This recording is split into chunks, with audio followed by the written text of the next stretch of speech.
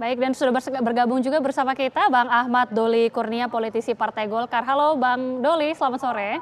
Selamat sore, Assalamualaikum warahmatullahi wabarakatuh. Waalaikumsalam Bang Doli, mungkin sebelum kita meminta tanggapannya terkait dengan sistem atau penolakan sistem proporsional tertutup ini, bisa diceritakan Bang, bagaimana awal mulanya pertemuan dari 8 partai politik ini, karena informasinya salah satu penggagas atau inisiatornya dari Partai Golkar, seperti apa awal mulanya ini Bang?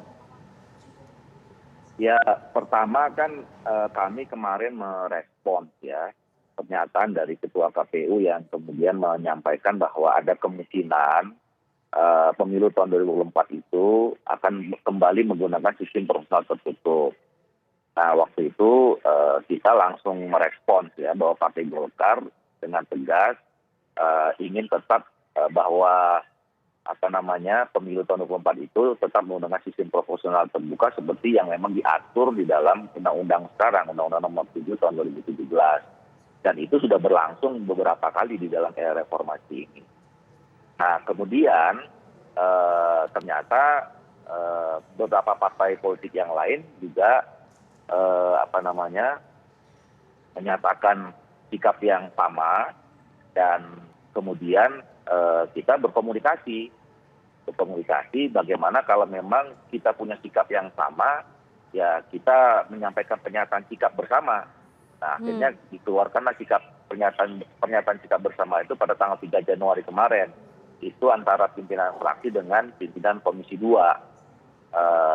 Kami menyampaikan pernyataan bersama, dan kemudian masing-masing fraksi menyampaikan atau melaporkan kepada pimpinan partai politik masing-masing, dan kemudian mendapatkan respon positif. Ya, muncullah ide bahwa masalah ini harus disikapi secara lebih luas gitu, karena ini menyangkut kepentingan rakyat Indonesia, kepentingan bangsa dan negara yang kita sudah memilih bahwa kita memilih sistem demokrasi yang terus harus kita rawat gitu. Nah, maka terjadilah pertemuan hari ini antara 8 pimpinan partai politik, satu izin dan menyepakati isi dari pernyataan sikap bersama pimpinan politik ini, dan kemudian terjadilah pertemuan hari ini. Oke, 8 partai ini sepakat untuk mengawal sikap menolak sistem proporsional tertutup. Artinya akan dilanjutkan dengan pertemuan selanjutnya secara berkala, atau bagaimana ini tindak lanjut dari pertemuan 8 partai ini? Ya, tentu pertemuan ini kan yang paling penting adalah bagaimana kita bisa menyampaikan kepada Mahkamah Konstitusi untuk tetap ya, karena memang ada pihak mengajukan judicial review terhadap pasal 168 ayat 2 itu ya, untuk kembali kepada sistem proporsional tertutup. Nah, tentu ini juga harus ada langkah-langkah berikutnya. Nah, tadi kami sudah sepakat ya, pimpinan partai politik itu sepakat bahwa nanti kami akan masing-masing 8 partai politik ini memasukkan menjadi pihak terkait ya, pihak intervensi di dalam perkara di Mahkamah Konstitusi ini. Dan kemudian yang kedua juga nanti akan konsolidasi di DPR agar kan tentu setiap ada pengajuan judicial review, Mahkamah Konstitusi akan meminta pandangan pembuat undang-undang ya, baik pemerintah maupun DPR. Nah, tentu DPR nanti kita upayakan yang mewakili penjelasan dari DPR adalah teman-teman yang memang secara mayoritas 8 fraksi atau 8 partai politik ini yang tetap setuju dengan sistem proporsional terbuka. Oke, kita kembali ke Bang Basara dari PDIP, Bang. Ini kan kita sudah lihat ya, ada sikap nyata yang dilakukan oleh 8 partai karena memang menolak sistem proporsional tertutup ini. Bahkan kita tahu ada pernyataan dari Ketum Golkar, Pak Erlangga, yang mengatakan sistem ini justru mendorong kemunduran demokrasi di Indonesia. Bahkan juga tadi Bang Andi mengatakan terjadinya mungkin ada oligarki partai ini. Mungkin tanggapan dari PDIP bagaimana ini, Bang? Bung Doli hadir, saya sudah tegaskan sikap PDI Perjuangan yang menghormati pertemuan para ketua umum atau pimpinan parpol menyikapi GR di Mahkamah Konstitusi tersebut. Dan bagi kami perbedaan pandangan seperti ini adalah sebuah rahmat dalam kita berdemokrasi. Juga saya tegaskan kembali bahwa PDI Perjuangan bukan pihak pemohon judicial review. Sehingga posisi kami adalah menunggu saja apa hasil dari sidang JR di Mahkamah Konstitusi itu. Baik. Tadi sudah kami tegaskan juga bahwa beberapa kali pemilu, mulai dari sistem tertutup di pemilu 99, lalu sistem campuran di 2009 yang kemudian dibatalkan oleh MK menjadi sistem terbuka, sampai kemudian sistem terbuka seperti sekarang 2009, 2014, 2019, PD Perjuangan tak asa. Kita mengikuti apapun norma hukum yang berlaku terkait tentang hal itu. Dan dalam politik ya biasa, saat ada bersama, saat ada berpisah, itu kan selalu dinamika dan dialektika politik. Dan kami sekali lagi menyikapi hal itu secara proporsional dengan sikap tetap saling menghormati pandangan dan posisi kita masing-masing. Hanya saja kan kita ketahui bahwa kalau DPR kan adalah ranahnya pembentuk undang-undang bersama pemerintah. Sementara judicial review adalah ranahnya Mahkamah Konstitusi. Dan di pasal 24C ayat 1, wewenang MK itu adalah menguji undang-undang terhadap undang-undang dasar, bukan menguji undang-undang terhadap opini publik. Dan MK adalah kekuasaan kehakiman yang independen dan mandiri. Sehingga atas dasar itulah sekali lagi kami tegaskan posisi politik PD Perjuangan menghormati sepenuhnya wewenang Mahkamah Konstitusi dan taat apapun keputusan MK yang akan diputuskan kelak. Saya kira begitu, Agita. Oke, tapi kan tadi mungkin kita bisa mendengar ya, atau mereview tadi pernyataan dari Bang Andi bahwa ini kan bukan permasalahan sistem pemilunya ini, Bang. Jadi apa yang dipersoalkan? Nah, silakan mungkin diperjelas Karena langsung. kalau kita lihat ya, Agita, saya punya catatan politik. Oke. Dinamika partai yang mendukung tertutup terbuka itu dalam catatan politik saya semenjak 4 periode ini saya di DPR, ada pembahasan RUU Pemilu di 2012. Saat itu dalam catatan politik saya ada 3 parpol yang mendukung sistem tertutup, PD Perjuangan, PKS, dan partainya Mas Doli sendiri. Kemudian di pembahasan RUU Pemilu 2017 tinggal PD Perjuangan dan Golkar yang mendukung sistem tertutup. Jadi kalau hari ini terjadi pandangan dan sikap itu kan sebuah dinamika politik, karena memang politik itu kan sesuatu yang dinamis begitu.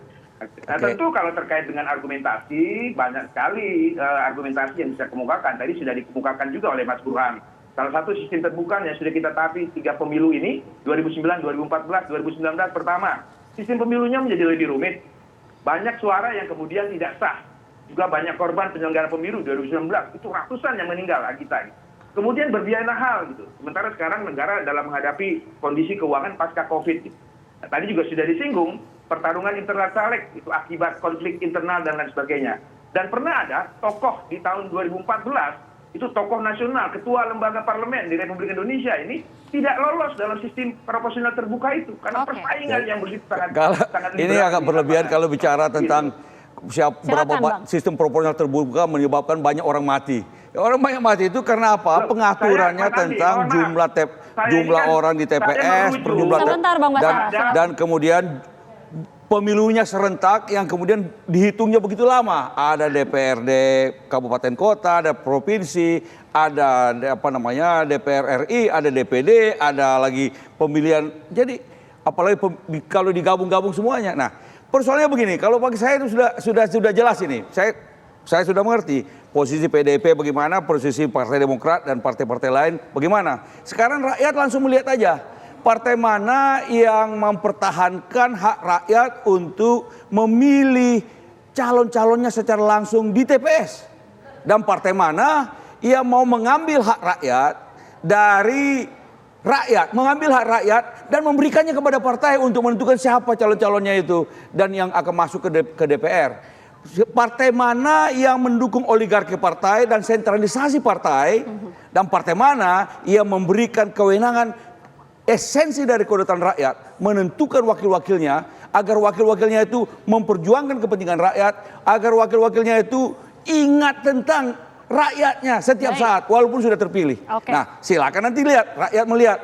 Nah, kalau begitu kalau rakyat kemudian memilih partai yang memperjuangkan hak rakyat, ya wajar juga nantinya. Oke, Bang Basara silakan tadi mau ditanggapi. Pertama, Bung Andi ini kan akademisi. Silakan Anda buka data korban penyelenggara pemilu di 2019. Satu, yang kedua, konteks diskusi kita ini kan membahas JR, Undang-Undang Pemilu di Mahkamah Konstitusi. Maka fokus kita adalah bagaimana pandangan-pandangan hukum kita terkait itu. Tadi sudah saya jelaskan, PDI Perjuangan siap dengan segala sistem pemilu, terbuka maupun tertutup. Bahkan kalau mau jujur, Bung Andi, Dengan sistem terbuka di 2014-2019 kemarin, PDI Perjuangan diuntungkan karena kita menang pileg. Tapi ini kan lagi-lagi kita tidak berbicara soal menang kalah, kita bicara tentang bagaimana pandangan demokrasi kita yang memberikan kualitas ya, dalam sistem pemilu itu sendiri. Nah, kita serahkan hal itu kepada Mahkamah Konstitusi. Dan Mahkamah Konstitusi adalah lembaga yang diberikan konstitusi menguji undang-undang terhadap undang-undang dasar. Baik. Bukan undang-undang terhadap opini publik. Kita- Mengenai pilihan rakyat nanti di 2014, Mahkamah Rakyat yang akan menentukan itu. Tapi sekali lagi saya tegaskan, posisi politik dan posisi hukum PDI Perjuangan menyerahkan sepenuhnya keputusan itu kepada Mahkamah Konstitusi, dan kami menghormati pandangan politik dan pandangan hukum ketua umum partai politik yang tadi berkumpul yang menyatakan Baik. sikapnya. Itu Baik, Pak. lumrah dalam demokrasi, begitu. Kita tahu Baik, bahwa saya kira memang begitu. ini adalah persoalan ketika ada tuntutan judicial review di Mahkamah Konstitusi. Sudah tahu kita itu. Tapi boleh dong Partai Demokrat untuk menjelaskan posisi politiknya kepada rakyat bahwa kami tidak setuju proporsional kembali mundur ke proporsional tertutup. Baik. Bahwa kita tidak mau beli kucing dalam karung lagi. Oke. Dan mudah-mudahan Oke, teman-teman di Mahkamah Konstitusi mendengar posisi politik itu, Oke. mendengarkan suara rakyat. Mohon maaf Bapak-Bapak, ini kita mau minta tanggapan juga dari pengamat politik. Bang Burhanuddin ini melihatnya seperti apa ya? Karena kan ada perbedaan sikap yang sangat jelas dari PDIP, tapi sebenarnya membacanya ini seperti apa? Apakah memang diuntungkan dalam hal ini mungkin dari pihak PDIP atau bagaimana membacanya Bang Burhanuddin? Iya, kalau kita kaitkan dengan kepentingan subjektif elektoral partai-partai, baik yang pro proporsional terbuka atau tertutup, itu masing-masing diuntungkan. Misalnya sistem proporsional tertutup ketika dilakukan di tahun 99, jadi tidak benar bahwa proporsional tertutup itu dilakukan zaman Orde Lama dan Orde Baru. Zaman Orde Reformasi pertama kali pun masih memakai sistem proporsional tertutup. PDI Perjuangan saat itu mendapatkan 33,74%. Jadi memang PDI Perjuangan partai yang sangat kuat party ID-nya, dan karenanya kalau pakai sistem proporsional tertutup itu secara elektoral lebih besar potensinya untuk meraup banyak suara. Sementara partai-partai lain, Demokrat, Golkar, Nasdem, itu calegnya itu kompetitif. Kasarnya kira-kira caleg yang diusung oleh partai-partai yang pro proporsional terbuka itu umumnya membawa kursi sendiri-sendiri. Nah, jadi ada soal pro kontra terkait dengan kepentingan subjektif elektoral yang menurut saya sah-sah saja. Oke. Nah, kalau dikembalikan kepada MK ini menarik. MK itu yang melahirkan produk proporsional terbuka. Nah, kalau kemudian ada JR dan MK mengabulkan JR yang mengembalikan ke proporsional tertutup, berarti MK menganulir keputusannya sendiri di tahun 2009. Nah, itu pertanyaan yang kita perlu uji. Meskipun lagi-lagi kalau ditanya kepada publik ya, tanya sama publik, survei saya bulan Februari 2021, 78% masyarakat itu menginginkan proporsional terbuka. Dan hanya 11,7% yang menginginkan proporsional tertutup. Oke. Wajar, karena masyarakat dilibatkan dalam proses pemilihan caleg kalau memakai proporsional terbuka. Namun, sistem proporsional terbuka ini punya cacat yang harus kita perbaiki. Tadi, politik uang. Jadi politik uang itu masih di 2014. Di 2009 itu hanya 10%. Di 2004, tingkat politik uang hanya 3%. Jadi saya punya datanya lengkap soal itu. Oke, Yang baik. kedua, ada korelasi antara penggunaan sistem proporsional terbuka dengan penurunan tingkat party ID.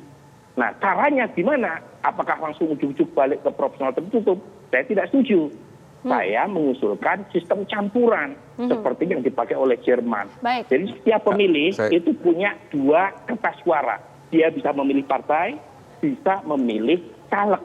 Siap. Nah, itu yang menurut saya lebih ideal Baik. untuk mengurangi kelemahan proporsional terbuka dan kelemahan proporsional tertutup. Baik, oke. Kalau ini saya Siap. setuju. Siap, Bang Tapi Andi. itu sudah kita usulkan pada tahun 99. Saya anggota tim 7 pada waktu itu, dan dengan dengan mandat dari Presiden Habibie pada waktu itu mengusulkan ke DPR secara resmi, yaitu sistem campuran distrik proporsional seperti di Jerman. Tapi waktu itu DPR menolak karena alasannya, wah itu bagus, tapi tidak siap kita sekarang ini. Kita pakai dulu yang lama dulu, nanti sambil kita pikirkan yang baru bagaimana nantinya. Pada waktu itu ditolak Saya kira sistem kita akan proporsional, siap sekarang. sistem campuran pada waktu itu. Nah kalau sekarang menganggap bahwa ada Harusnya kelemahan udah dalam siap. sistem terbuka, mari masuk ke sistem campuran. Nah, setuju kita itu. Baik. Kalau itu cocok itu. Cocok. Siap itu. Oke, kita juga akan dengarkan bagaimana juga pandangan dari narasumber lainnya usai jeda pemirsa, kita kembali.